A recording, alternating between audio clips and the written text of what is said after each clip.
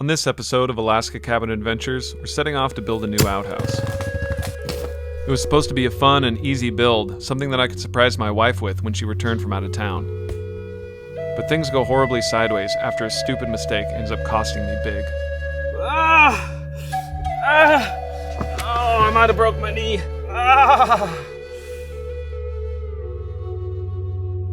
Alright, so here's the situation. It turns out that my outhouse is not actually on my property. I moved my outhouse over here a few years ago before anyone else owned the land, and I wasn't too worried about it because there's these orange flags on the trees just behind the outhouse that I assumed were the property line because that's really close to where it would be. Well, a couple of years ago, some friends of mine actually bought this lot next door, and they had the area surveyed. And the guy just came out and staked out the corners and ran a string from corner to corner. And it turns out that my outhouse is directly on the other side of that lot line. But I've been wanting to do a new outhouse out here anyway, and so I'm going to use this as an opportunity to build a new one. And I think this is where I'm going to put it. Coming off my deck, there's these stairs that lead over to the sauna, and I think this area right here would actually make a nice spot for the outhouse.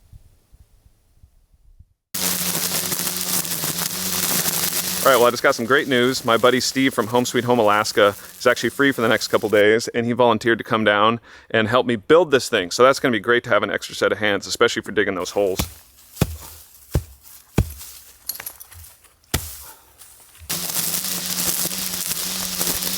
What's going on? How's it going? Good.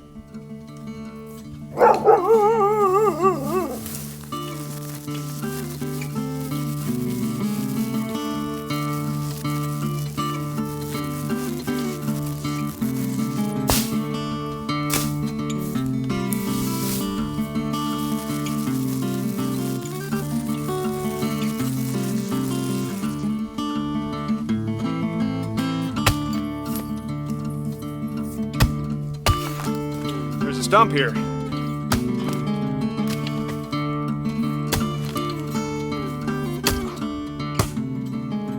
About right here, make a good front. Something like that. Deep. Yeah, that'll look good there. Nice. Hey, look at that. Oh yeah. Sweet. Nice. So Steve scored me a big old barrel here from some brewery that was getting rid of them for how much was it? $10. $10 for this thing. So this is going to be perfect. We're going to bury this, and this is where all the waste is going to go. We'll drill a bunch of holes in it so that the liquids can get out. But it keeps the soil from getting too contaminated, and it also makes it so you can pump the outhouse. If you don't have a liner in there, then people won't come and pump it. So over the years, we'll be able to reuse this thing. Before we start digging, there's a big tree that's dead and is actually caught on this other tree. It's just hanging up there. Something that potentially could fall over here on the new outhouse. So we're going to go ahead and take it out real quick. This is actually somewhat dangerous, really. Yeah, it is. Especially with how rotten it is at the butt. Trees like this are sketchy. All right, so we decided it's not safe to try to push that tree down or even cut it because it kind of has tension on it, so it could spring in any which direction, especially with a rotten stump. So instead, we're going to run the four-wheeler right here and run a line up to it and see if we can just pull it off, and that way we're out of the way.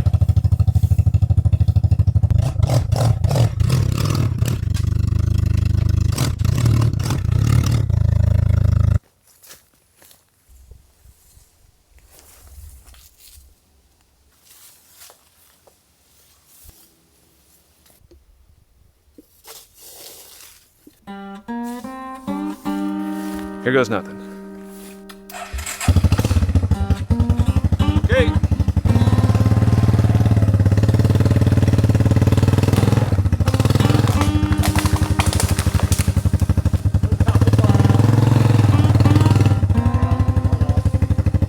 Now it's on that one. Right now we got another problem. Okay, now it's hung up on a different tree.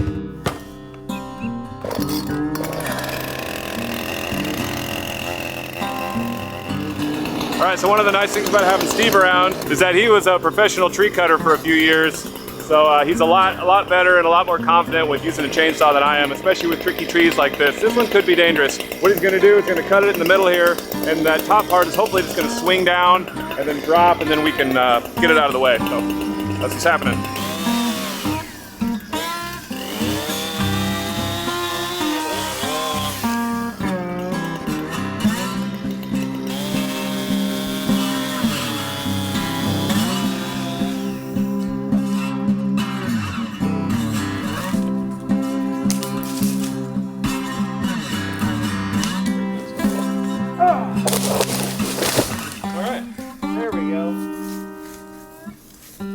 Hazard defeated.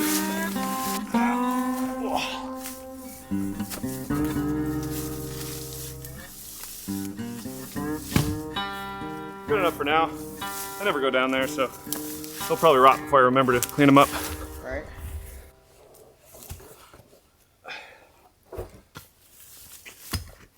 The problem with digging around on my land is that there's tons of roots that go through all this first layer of topsoil, and it's really hard to cut through because you try to like push on them, but they just spring and give. So I think we're gonna probably get a Sawzall out or something else to help cut the roots out, pickaxe and a shovel, and we're gonna dig ourselves a, I don't know, 3.5 foot hole? Yeah. Something like that.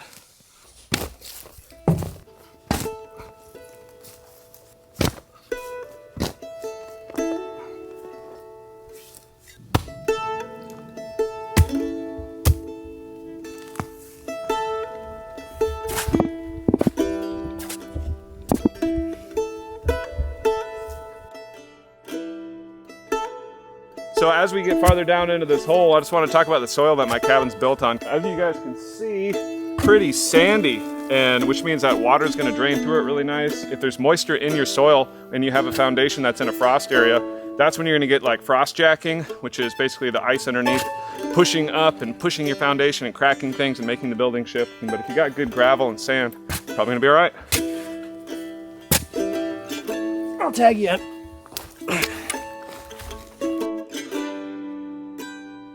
All right. I reckon that's pretty good. Perfect, honestly. Yep. Well, of course it starts raining.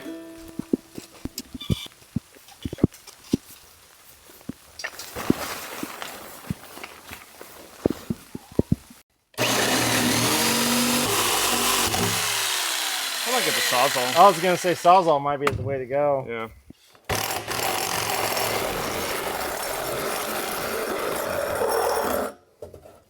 Okay, we got a barrel with a hole in it.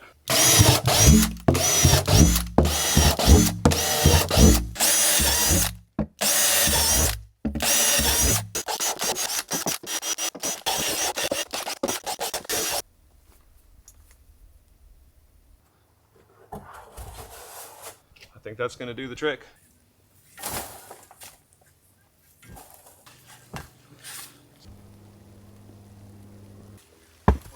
Yep. That'll do.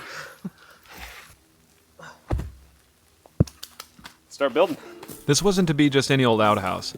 I was going to make an outhouse that was a little bit bigger in the front so I could have a wash sink. It's also going to be insulated so that it can be warm in the winter.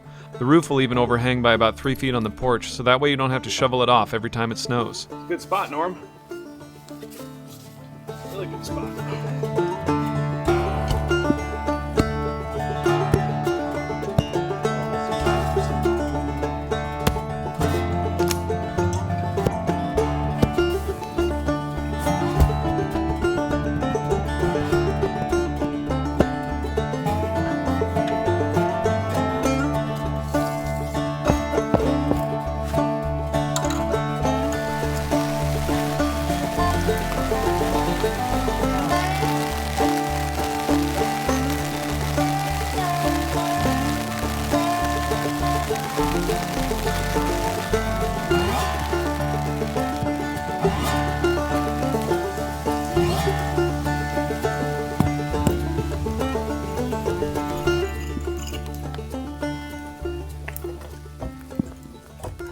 Well, we're soaking wet, but I think we're finally just about done with our foundation. I did not properly prepare for this. We just had a lot harder time figuring out how to get this square. I thought since it's so small, we just kind of measure on the corners and dig in, but it just we were just chasing it around for a while. Steve's gonna be crashing in the bunkhouse tonight, so we're gonna get the heater turned on and get them all cozied in. I actually did some work in here recently and kind of made it more comfortable for folks. So I kind of set this area up here like Airbnb style. We got a little hot water boiler. That way in the morning when Steve wakes up at 6 a.m. and I'm not ready to get up yet, have some coffee and hang out. So in case you guys are new to my channel, this bunkhouse is heated with a little propane heater. Turn it over to the pilot light, hold it down for a while, and click it on. I'm gonna get a fire going and dry everything out. It's only 61 degrees in the cabin, which isn't too cold, but it's really, really wet, obviously, and humid. And we got to dry everything out. Hey, Norm. Norm's wet too. You guys know how a wet dog smells, especially a husky. Huskies have a special stink to them when they're wet. Don't you, buddy? Thanks.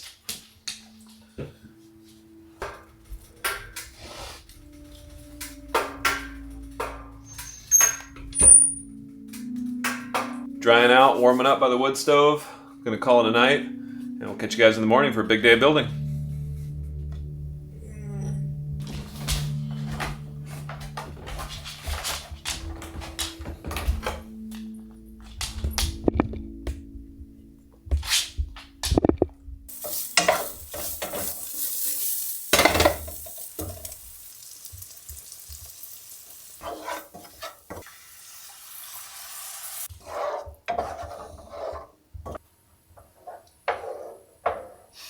I think what probably takes me the longest time with building is figuring out how long to cut each piece. A lot of times I just figure it out on the fly, but last night I went ahead and took some sketches and did some measurements in my head about how big the floor would be and what that would mean for the different cuts, so that way today we can just get right to work cutting. When you've got someone else's help, it's best not to sit around and scratch your head and think about numbers. It's best to just start working and start getting stuff done.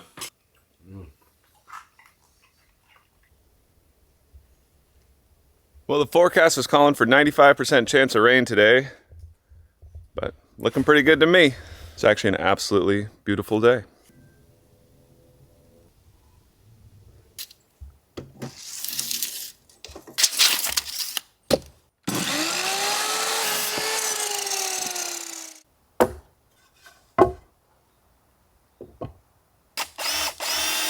All right, so I'm pre-drilling and screwing in all the corners. I've had too much bad luck with ends of these splitting when I shoot them with a nail gun. With these studs nowadays, the studs are all twisty and split. Lumber's just getting worse and worse. I hate to sound like an old man yelling at clouds, but it really is. And so anyway, we're just gonna go ahead and screw in the ends. By the way, finally got an impact driver for all you people in the comments who have been yelling at me to get one for so long. We'll see how it works. I've always been fine with my screw gun, but oh, this is pretty sweet actually. Okay, I get it. I get it.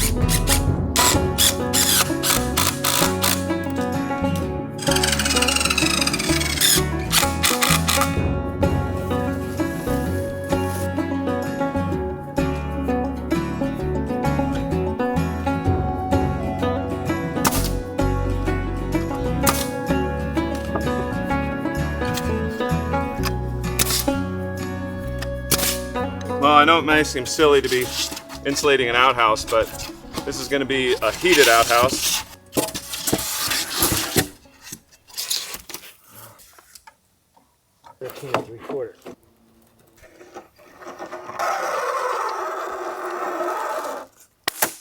So I'll show you guys a cool trick for cutting lengths of foam without it creating a ton of foam dust and particles. What you do is you take your blade for your jigsaw and you flip it around backwards so that it does the cutting with the flat side instead of the edge side. So you do it like that so that the flat side does the cutting.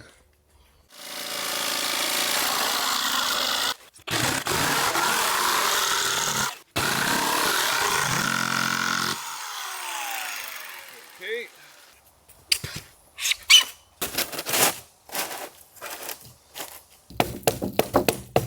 So we're doubling up the rim plates around this backside because that's going to be the opening, which means that the plywood can't extend all the way over there. So we're going to have to cut strips of plywood that go here and here and here for the walls to sit on. And so I wanted some more purchase for that plywood, so that's why I'm doubling up these rim joists around the edge. So I figured we'd do some plastic over the floor so any moisture coming up off the ground doesn't make its way into the outhouse.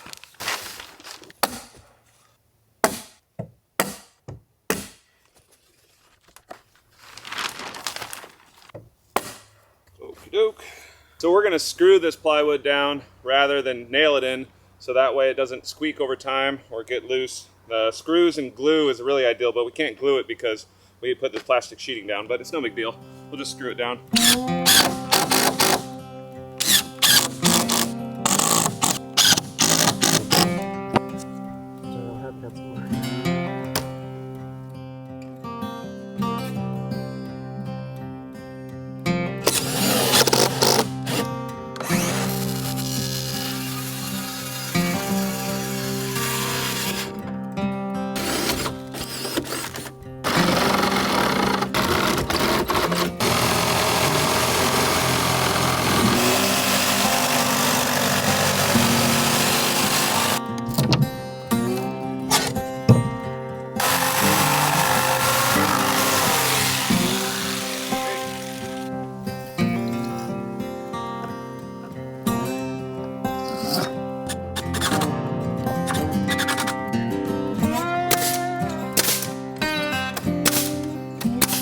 Okay, well, we've got ourselves a problem. I bought this little pre-made window, and it's gonna go in the top part of the back wall. And the problem is that it's actually too wide to fit inside the framing if you add like basically a jack stud on either side. So we're actually gonna have to notch out the 2x4s on either side where this goes to give that 1/2 inch of clearance that this window needs to get in the wall. We just need a 1/2 inch of depth out of this. So I set the saw blade depth to 1/2 inch. I'm just gonna do a bunch of these.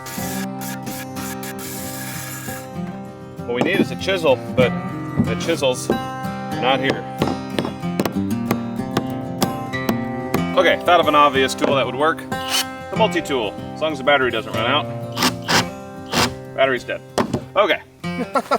Okay, idea like number 5.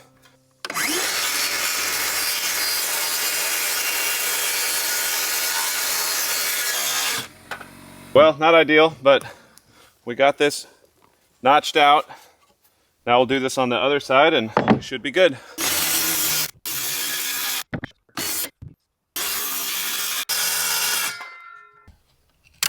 Oh, there it is.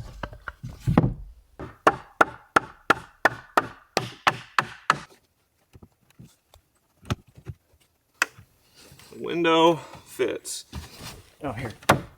There. Okay, look at that. Yeah. And we did it.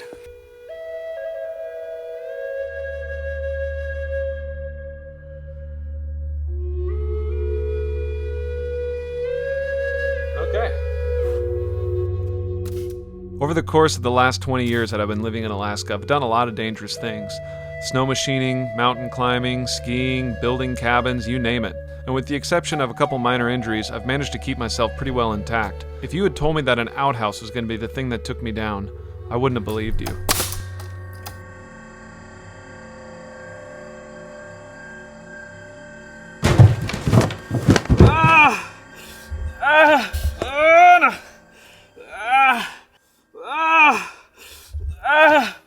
Oh, I might have broke my knee.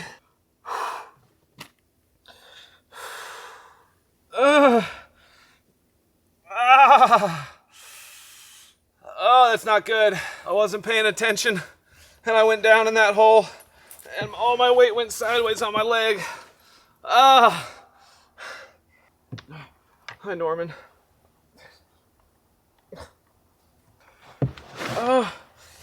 I'm not sure yet because I'm just letting it sit still, but I think I messed my knee up there. I fell in that hole and all my weight just twisted my whole knee sideways. Immediately after the fall, I knew something was wrong with my knee, and I knew that I would need to get to a doctor as soon as possible. I feel so incredibly lucky that my good friend Steve was there with me when this happened. Normally, I'm doing these types of projects alone, but if he hadn't been there, I'd probably still be down in that hole. After the long and painful drive into the clinic, it was decided that I did in fact damage my knee. Although my x-rays looked okay, the doctor's pretty sure that I tore my MCL and my LCL. Luckily, the doctor doesn't think these tears are going to require surgery, but she did say that I'd be looking at a minimum of a 4-week recovery time. I do admit that I feel very fortunate that it wasn't worse. I could have easily broken a bone there and had a lot bigger problems on my hand. My biggest worry is just having to tell people that I hurt my knee by falling in the crapper. I also want to give just the biggest shout out I can to Steve from Home Sweet Home Alaska, not only for pulling me out of that hole, but then for packing up all the building supplies and unloading the lumber, getting me situated, putting me in the car and Norman as well so that I could get off to the clinic. Make sure to check out his channel, Home Sweet Home Alaska. And as for me, it might be a little while before you see another video from me. But not to worry, I'll be back soon and we'll be finishing this outhouse as soon as possible. Don't forget to check out my website at alaskacabinadventures.com where you guys can download the original music, get the merchandise, or donate to the tip jar if you're feeling generous. Thanks again for watching, and I'll see y'all on the next episode of Alaska Cabin Adventures.